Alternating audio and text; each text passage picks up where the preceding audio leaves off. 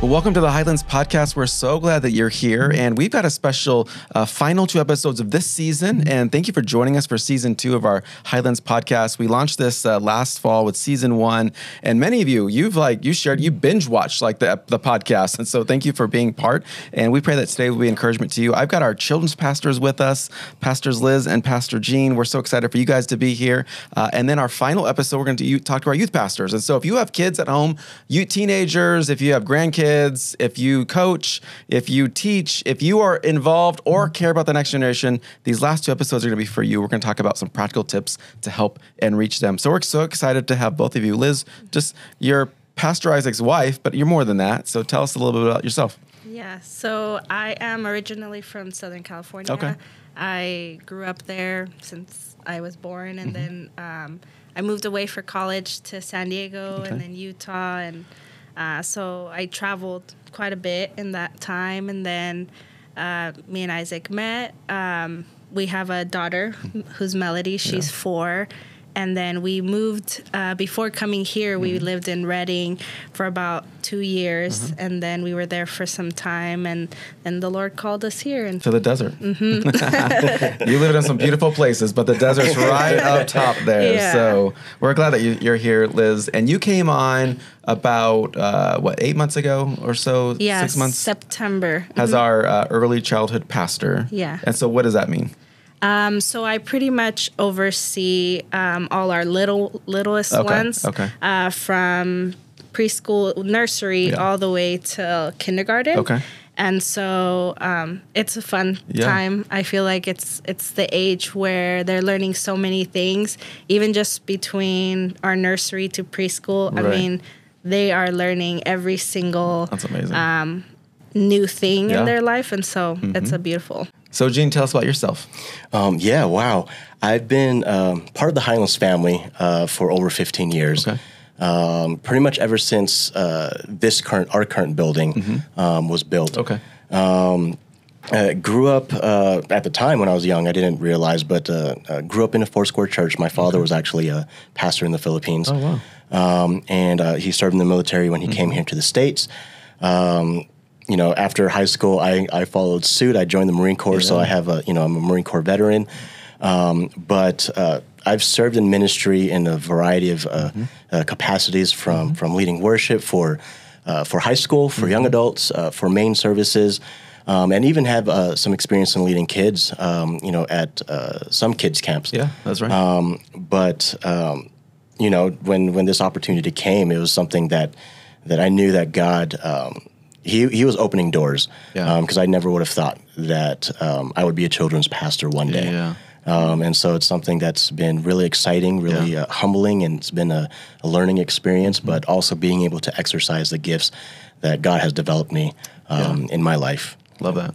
And Gene, you are our elementary pastor. What does that mean? So basically, I oversee our 1st through 5th grade elementary kids. And essentially, the big focus is just really preparing them and equipping them as they get older. We want to give them a firm foundation of biblical principles, of stories. The stories as a kid that, if you grew up in church, you can remember a story and then it can bring you back to certain core biblical principles. And so really we just want to equip these kids as they get older so they have a better understanding about the Bible, what it means to serve. That's also a big core principle, especially for our older kids. And so, it's been really exciting, just seeing the kids respond to worship, to skits, to activities. It's a lot of fun. What's your favorite grade?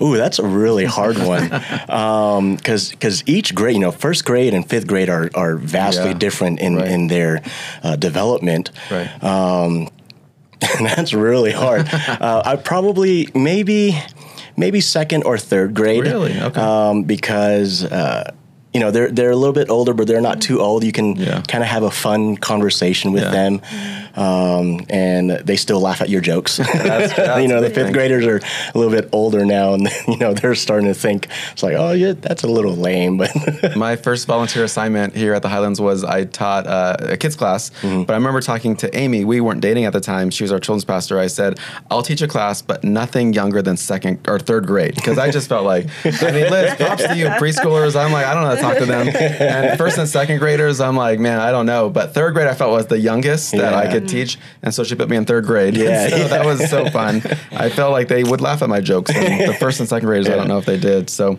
well, so you guys are ladies, you lady and man, you feel called to be a pastor, one, but also in this, at least in this season, we don't know God has long term.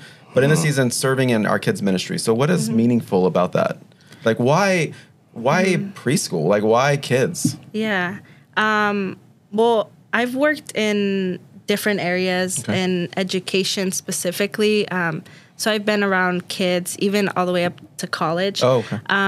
But for some reason, this specific role, I feel like we're doing something bigger than us. It feels a lot more meaningful. We make a greater impact, and I think it's the awesome part is that we get to in some way see different areas of a child's life, because we get to see parts of their development and what their needs are, but also spiritually what it is that in some way getting creative of like, how can I explain this story and make them feel God's presence to, for example, a baby. And so sometimes we have to get creative, and I just really enjoy being able to even work with parents because we get to do that too. It's building individual relationships with kids, but then it's the parents and then our volunteers, and we get to do events for communities, like the night, and so there's just so many things that we have the opportunity and the privilege to do, and I feel like we're making a bigger impact than I don't even think we understand sometimes. I agree. It's kind of like that movie Inside Out where there's core memories, and I feel like I remember kindergarten teachers, second grade, third grade teachers that. It's like those core memories that are good and are biblical. Like you're teaching some things. Yeah. Although it was flannel graphs for me growing up, where it was we don't even have those anymore, thankfully. But what about you, Gene? Why is kids ministry so meaningful to you? I think it just goes back to what we're doing. We are essentially partnering with parents and growing and developing. These young kids, as it pertains specifically to elementary, they're getting a little bit older. They're progressing in their education and in their critical thinking. But simply just knowing that we've been called to make a difference, to make an impact, and to influence these kids is huge, and it's a huge responsibility. I mean, that's something that we take, that both Pastor Liz and we take very seriously. It's like what we do, it's not just providing time for parents to drop off their kids, but we are investing in these kids' lives and preparing them for ministry and for just getting older in life. And just seeing these kids respond. I've never officially been a teacher. I have some experience in teaching music at my old high school, but seeing these kids begin to grasp biblical concepts and grow and develop their own faith has been so rewarding, and it's just one of the reasons why. If someone were to tell me a year ago that, you're going to be a children's pastor a year from now, I would never have believed that. But just seeing the impact and influence that we're blessed and privileged to be able to have with these kids is huge. That's amazing. I love that. So you deal with and work with kids every week. Deal and work with parents every week. So I want to talk about, because we have grandparents raising their grandkids. And we have aunts, uncles, coaches, parents that are involved, teachers. So we'll talk spiritually in a moment, but maybe some practical tips to help. Because, sometimes, and we're going to do a episode with our youth pastors on teenagers, because that's a whole different beast right there. But just sometimes parents are like maybe overwhelmed. They feel like maybe they're not connecting. Mm-hmm. Maybe like me, they're like me. They're like, man, like our kid is too young for me to maybe really even connect with. I don't know. What were some practical tips that you would share with our parents, grandparents, those caregivers, teachers, coaches, to help them understand but connect more with kids? Mm-hmm.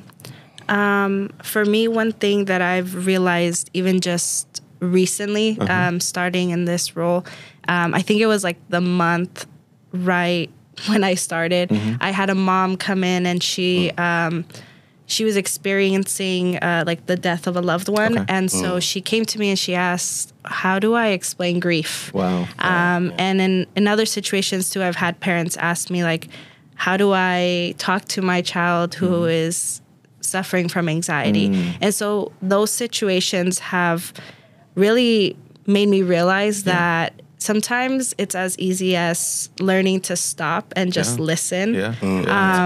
And I know as parents, sometimes we want to be quick to answer all of the questions. We want to have all of the resolve all the issues, but sometimes we have to give each other a little bit more grace and realize that we don't have all the answers. And sometimes our kids, all they want is to feel heard and feel like somebody is on their side. And so when these big issues come, we're always like quick, okay, I want to figure out an answer. And sometimes it's just staying still. I think the saying like being slow to speak and quick to listen. And so just making sure that you're giving that opportunity for your kids to feel heard. You had talked about even like postpartum challenges for moms. Like, you want to share maybe, because we've had and families that have babies recently. I was gonna share about that too in the next because that has been a huge impact. But we'll come back to that. Jump in the gun. So let's go to you, Gene. Maybe some practical tips of elementary kids. I think what Pastor Liz said, it applies to all kids of all ages, and to kind of tag on that. I think it's the simple reality of just being present. In your child's life, I think it's really important, and I think that's an understatement. My parents, I grew up in a Christian home, but my dad, he was active duty in the Coast Guard. He retired after 20 years. And so, so I've had experience of moving around, going through different schools and stages of my life growing up. But I know that both my parents, even though my dad was busy fulfilling his obligations, he made it a point to be present, as well as my mother. They both made it a point to be present in my life. And I think just being present, it gives you, I use this word carefully, like a platform. But if your children see that you're present in their life, I think that makes it a little bit easier for them to kind of open up about like those certain things. It opens the door for you to be able to listen to what's in your children's heart, what they're thinking about. That's good. And so just being present, and I think that's so important, especially nowadays where we're so used to busy lives and whatnot. Like, we literally have to stop and think and make time for our family. And that's so important. That's still so relevant today. Yeah, I think that's good. And I would say to our parents and grandparents that, we have our children's pastors here. We're going to have our youth pastors on the next episode.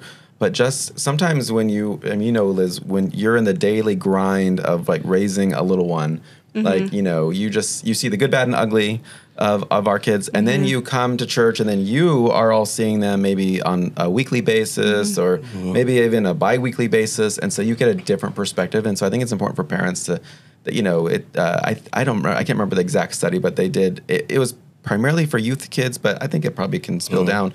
Of it takes 5 caring adults to help a student like continue on their faith after high school. And so I think parents even tapping into both of you of like, hey, how was my son today? Or what did you guys talk about in your lesson? I know you will do some of that. We'll talk about that in a moment with some spiritual tips, but just having a good point of contact, I think, is really helpful. And having a different perspective. Because sometimes, like, I think my girls are the greatest girls in the world, but then they might have had a bad day at volleyball practice or gymnastics or at camp. And so it's good to have a different perspective. And what's interesting, I want to go back to something you mentioned, Liz, because it seems like, you know, years ago, even when I was a youth pastor, like all the stress, anxiety, all the things that you even mentioned, it seems like it's getting younger and younger. Like it's those used to be those used to be adult problems, and then they became youth problems, and now they're almost like kid problems. Like I know of kids, like 10-year-olds are struggling with suicide, and it's like you feel like they're even too young to even know what the word suicide means. But it just seems like our world is, all of those are trickling down. So let's flip it to the spiritual, because I know that's really kind of where we're going. But I mentioned postpartum, and we talked about maybe stress, anxiety, some of those things. Spiritually, how would you encourage? Let's talk about the kids first, and we'll go to the moms. Yeah. I feel like a lot of it, so we only get the opportunity to be with them for, in reality, a few hours out of the week. But we are one of those people, because it does take a village. And I think it's important for parents to know that as much as we give them the foundation and we plant the seeds, but they need there's a huge aspect of it that continues on at home. And so I think that there's ways that parents can get creative, you know, whether it's implementing, you know, worship time at home, or even just, you know, I think I one time I had a pastor share, and he was a dad. He was sharing as a dad that with his boys, because he had all boys, he's like, I do a Bible study every so often, and that's the way that we bond together. And so I feel like if that's a value that you want to implement in your household, in your family, then you have to kind of put in a little bit of the work, and even yourself diving more into the word to be able to, you know, answer some of those questions, because sometimes they learn things from us, but then they go home and they're asking the questions to their parents. So Melody, she'll be like, oh, so Jesus made that? And I'm like, yeah, he did. So she's searching for that confirmation and that confidence from me. And so if I am like, I don't know, then, you know, it's harder to have for them to learn and want to understand certain things. I love that, because I think parents sometimes they freak themselves out of like, well, if I don't know everything, then I can't talk about it with my kids, so then I'm not going to talk about it. But that's such a mistake. I remember when our girls were younger, like we did there's all kinds of children's Bible stories or adventure Bibles, whatever. Just even reading like that story, it reinforces what they're learning in the classrooms, but also that it's okay to talk to their parents about spiritual things. And I think that's really important, because I mean, you guys are pastors, but that doesn't mean that you're the only one that can talk to kids about spiritual things. Like, and so it's actually super impactful if a parent can reinforce what you guys are doing here at home, because then the kid doesn't relegate like spiritual things or church or Jesus to church. It's like, no, this is everywhere. Even in my bedroom, like we pray before, whatever it is. And so I love that. Gene, what about you? Some practical or some spiritual tips to help connect with kids spiritually? One way that I think that parents can connect with kids, it kind of goes back to the importance of being present in their lives.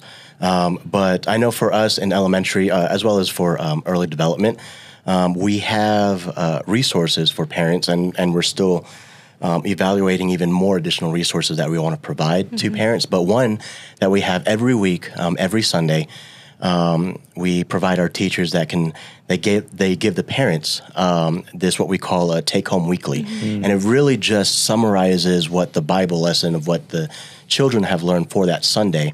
It's just a summary of that. Then it gives an opportunity for parents to reaffirm, to re-engage, and it gives room, I think, for kids to ask more questions. Just like Pastor Liz was mentioning, you know, we only have so much time in our classroom. And that's if they go like every Sunday and maybe sometimes also on Wednesdays too.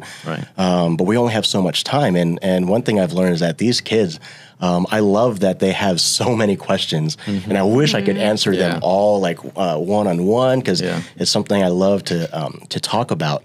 But that's one thing that we want to encourage parents is to they have a responsibility. Parents have a responsibility to grow and develop their kids. Yeah. We are here to supplement that. Right. But the parents have the biggest influence in their lives. That's true. And so, if the parents aren't teaching, aren't reviewing, aren't engaging with their kids in that, then if you were to look at it, then the kids are probably going to be more influenced about from their outside world more so than what they experience here at church. So it's so important for parents to engage in.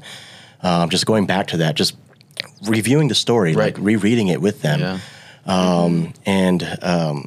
Just giving the kids an opportunity to simply ask questions, to learn more is so important. I think that's good. And I think for parents and grandparents that are watching that, you'll see the craft or you'll see the little take-home sheet, and then I just do in the back seat or underneath the seat or whatever. But it's good to look at it and even to see what the lesson was, because yes, kids, what do you learn today? We learned about God. Okay, well, what and so we learned about Jonah. We learned about the 10 Commandments, whatever.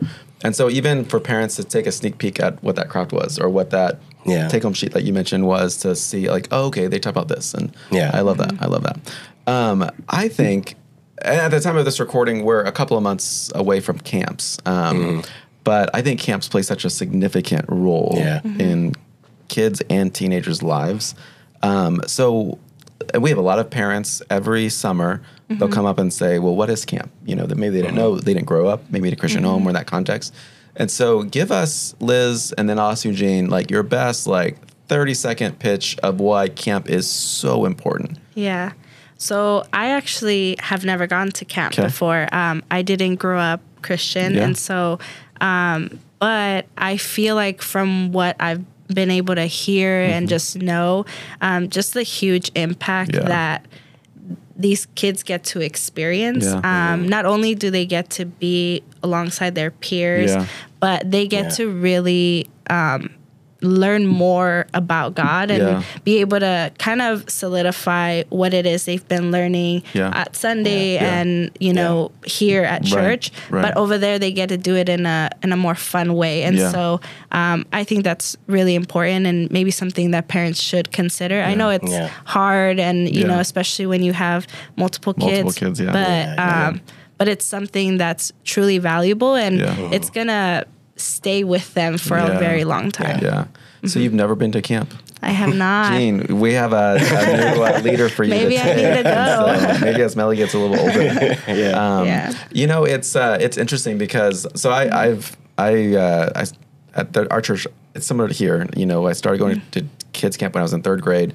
My parents actually snuck me in 2nd grade because they were camp leaders or whatever. And so I went to camp from 2nd grade all the way through 12th grade. I think one year I went to both a kids camp and a youth camp, and my parents just were sacrificed and they paid, and it was in the 90s, so camp was much cheaper back then. But it was just so impactful, both kids and youth camps, that I think that Liz, it's a testimony to God's grace that you didn't grow up in a Christian home and God still called you. Absolutely. And I think that is always amazing to hear.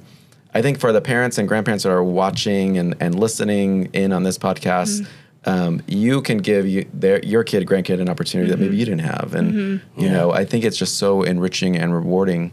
So you work more with our camp age kids. So let's talk about and focus on you. And tell us about a little bit, you've been to camp. I mean, I know as a leader, but even... I do recall I did go to camp, I think maybe once or twice as a teenager.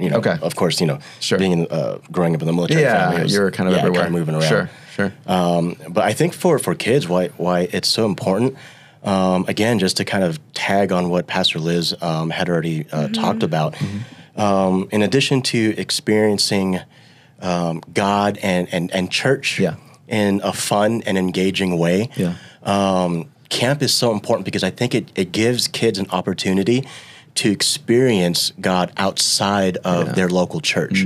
And I think that just reaffirms the concept that God is not confined just to one local church. It's God is global. His mission is global. That's good. And so the kids having an opportunity to engage with that, but also, perhaps making new friends and seeing other churches. I think it opens the idea. It's like, oh wow, like, it's much bigger. There's so much more. Yeah. And it can give them inspiration. It can give them different levels of engagement. That's honestly only possible like at camp. Sure. It gives them a little bit more time for certain activities and engagement and asking questions. Yeah, that's good. And so it just provides something that we simply can't do within a traditional church setting of our timed services. Right. And camp, and plus, I think parents may or may not appreciate this, but it's also an opportunity, for the kids to be somewhere else, and kind of gives the parents a little bit of a breathing room. But yeah, just it's the best money parents can invest in their sanity.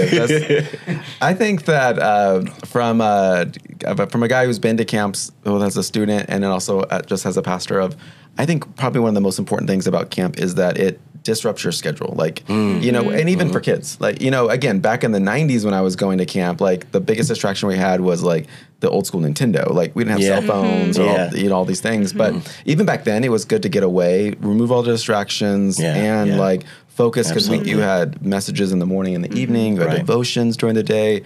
Play tons of games, like, this is probably more appropriate for our youth conversation, but you mentioned other churches. Yeah, there's girls from other churches too. And so you're like interested in that. That was a whole nother thing. And hey, God's still working on me. He was working on me when I was there. And so I think that those are just things that you can get away from everything and even from the day to day. And then you are able to just get alone with God, which is so powerful. And so I love that. And so you have a favorite camp story or experience you want to share with us? Actually, there's one that always comes to mind. I was a young teenager. I believe I was a freshman, 13 or 14 years old. And it was up at Camp Cedar Crest where we often go. And this was before I even became part of the Highlands. But went up there, long story short, the speaker, she was asking and looking for other students that can beatbox. And I was up there at camp with my family, like all my cousins. I'm Filipino, so there's a handful of us, to say the least. And we're eating dinner in the cafeteria, and the speaker, she's kind of going up and down, just asking kids. And my cousins, they raise their hand, but then they all point to me. And then so, she leans over. It's like, I heard that you can beatbox. I was like, I think. And so I did a little something. I don't know if I'm not going to try and do it now. This was like over 20 years ago. But I did. But she was like, oh, perfect. And so when it came for the evening session, she invited me up, and because she already had prepared some type of a rap or whatever, but she just needed a student to provide the beat. And so I did that, and that was kind of like one of every child, every teenager kind of has those moments of like you just feel like you're on top of the world. And that was definitely one of mine. And that's awesome. There's other students that came up to me. I'm like, I am not a pro like at this at all, but but yeah, that was a lot of fun. That's amazing. That's amazing.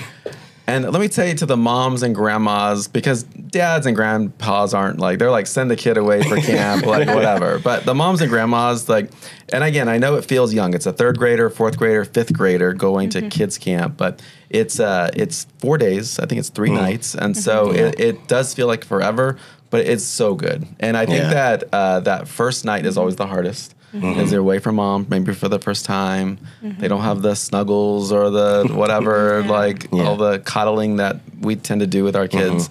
But then after that hump, that hurdle, then all of a sudden, like, God really can grab a hold of their heart. Like, I still remember messages and decisions that I made when I was that third, fourth, fifth grade age that I think is so impactful. So moms and grandmas, your kids will be great. There's security. It's safe. It's a lockdown campus.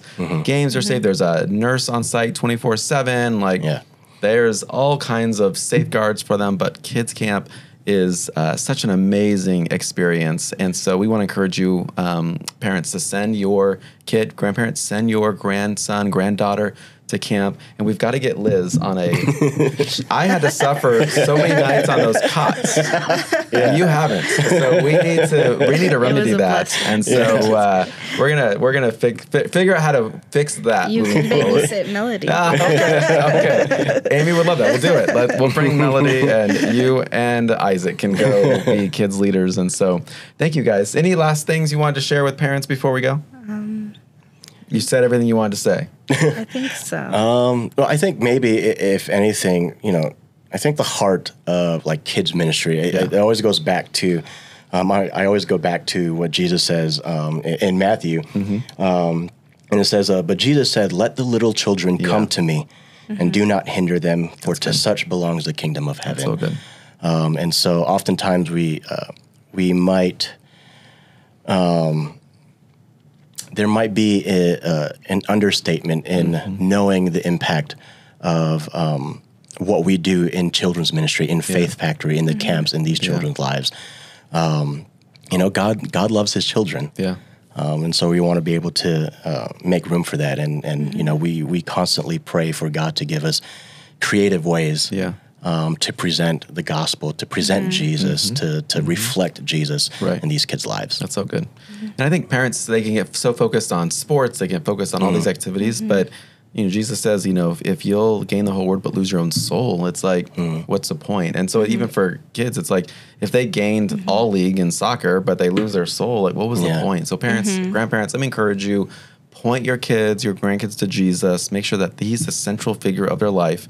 And these two are incredible, godly people to lead your kids well. And so thank you both for being on with us. Thank you for having us. And we pray that you were encouraged today. And again, the next generation, it's so important that we would continue to share our faith with them and lead them in the ways of Jesus. And so however you're able to do that, whether it's in your own home or someone else's home, or it's in a class setting, like you have opportunities to lead the young people to Jesus. That's so important.